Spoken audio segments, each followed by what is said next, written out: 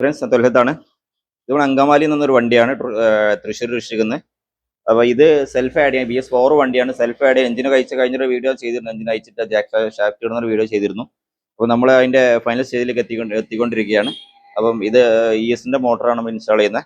അപ്പോൾ ഇതിന് വരുന്ന നമ്മൾ BS3-ലാകുമ്പോൾ 17,500 നിയറസ്റ്റ് 17,500 പാർട്സ് നമുക്ക് പ്രൈസ് വന്നുകൊണ്ടിരുന്നത്. BS3 ആകുമ്പോൾ അത് BS4 ആകുമ്പോഴുള്ള മാറ്റമാണ് നിങ്ങളോട് പറയാൻ പോകുന്നത്. BS4 ആകുമ്പോൾ വയറിംഗ് 2,560 ആ റേഞ്ചിൽ വരുന്നുണ്ട്. പിന്നെ BS4 വയറിംഗ് കിറ്റിന് 2,655 BS4 വയറിംഗ് കിറ്റിന് വരുന്നത്. 1,560 രൂപയാണ് BS3 വയറിംഗ് കിറ്റിന് വരുന്നത്. അപ്പോൾ 1,060 സംതിങ് ആ ഒരു വില മാറ്റം നമ്മൾ BS4 വയറിംഗ് കിറ്റിന് മാറ്റം വരുന്നുണ്ട്. മാത്രമല്ല RR യൂണിറ്റിനും ചെറിയൊരു മാറ്റം വരുന്നുണ്ട്. മൊത്തത്തിൽ 1,500 രൂപ അടുത്ത് മാറ്റം സാധാരണ BS3-ൽ നിന്നും BS4-ലേക്ക് നമുക്ക് ഈ വണ്ടി മാറുമ്പം ഒരു പ്രൈസ് മാറ്റം വരുന്നുണ്ട്.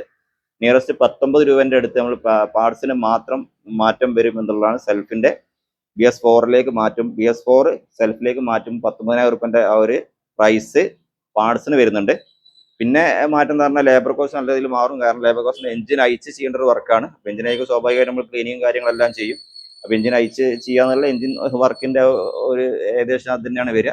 അപ്പോൾ ആ ഒരു ലേബർ കോസ്റ്റ് ഞാൻ പറയുന്നത്, ലേബർ കോസ്റ്റ് ഡിപ്പെൻഡ് ഓൺ ഓരോരുത്തർ വർക്ക്ഷോപ്പിൽ ഓരോ സൗകര്യങ്ങളും അതിൽ എക്സ്പീരിയൻസും മറ്റേ കാര്യങ്ങളും അനുസരിച്ചായിരിക്കും ലേബർ കോസ്റ്റ് ഉണ്ടാവുക.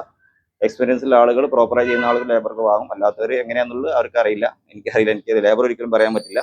അപ്പോൾ ഈ ഒരു കാര്യങ്ങളൊക്കെ ഷെയർ ചെയ്യുകയാണ്. BS4-ഉം BS-നും തമ്മിലുള്ള മാറ്റം 1,500 രൂപേൻ്റെ അടുത്ത് പാർട്സിന് മാറ്റം വരുന്നുണ്ടെന്നാണ്. ലേബർ കോസ്റ്റും അത്യാവശ്യം നല്ല രീതിയിൽ മാറ്റം വരുന്നുണ്ട്. Okay, thanks for watching.